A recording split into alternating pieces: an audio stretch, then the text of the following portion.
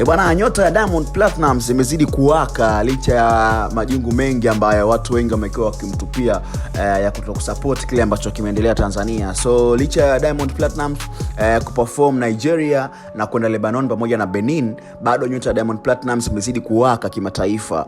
Tunajua kwamba last time Diamond alitoa ngoma ambayo ilikuwa remix, ilikuwa ni Komasava, amemshirikisha Jason Derulo. This time around pia ameshirikisha kwenye hii ngoma ni ya Afcon, lakini kuna Jason Derulo, Shenseea pamoja na Diamond Platnumz. Sasa imekuwaje mpaka Diamond Platnumz kuwa huku? Unajua bwana, kuna mashindano ambayo yanaendelea sasa hivi ya CAF ambayo ni Afcon. Sasa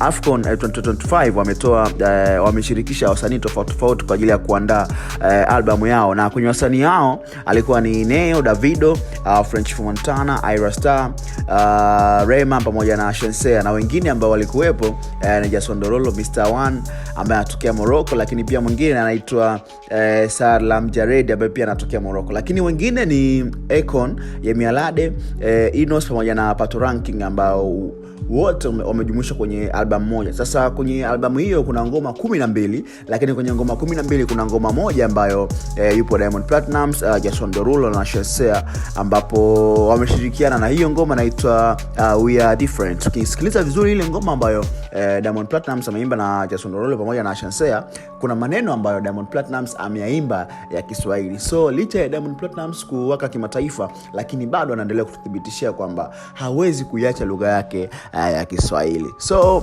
ndo hayo ambayo nikasema nikusogezee. Licha ya Diamond Platnumz kuwaka, lakini hakuposti chochote baada ya albamu hii kuachiwa na ngoma ya Diamond Platnumz kuachiwa. So yeye kwenye posti zake za Instagram hajaposti chochote kutokana na hicho ambacho kwenye hii ngoma ambayo imetoka, lakini kwenye page zake za Instagram za WCB Wasafi pamoja na Wasafi TV, Wasafi Media kiujumla, wamepost kuonyesha kile ambacho Diamond Platnumz amekifanya. Nini maoni yako? Unadhani umesikiliza hii ngoma ya Diamond Platnumz vizuri baada ya kutoka? Unaonaje hii ngoma? Ni kali au itakuwa ya kawaida? Dondosha maoni yako hapo uniambie, lakini pia nikusihi mpenzi mtazamaji, kama bado hujasubscribe, ni wakati wako sasa kuhakikisha kwamba unabonyeza kitu ambacho kimeandikwa subscribe ili uwe mwanafamilia bora kabisa wa Press Media. Mimi natatoa sana zaidi kutokea wakati mwema. Bye bye.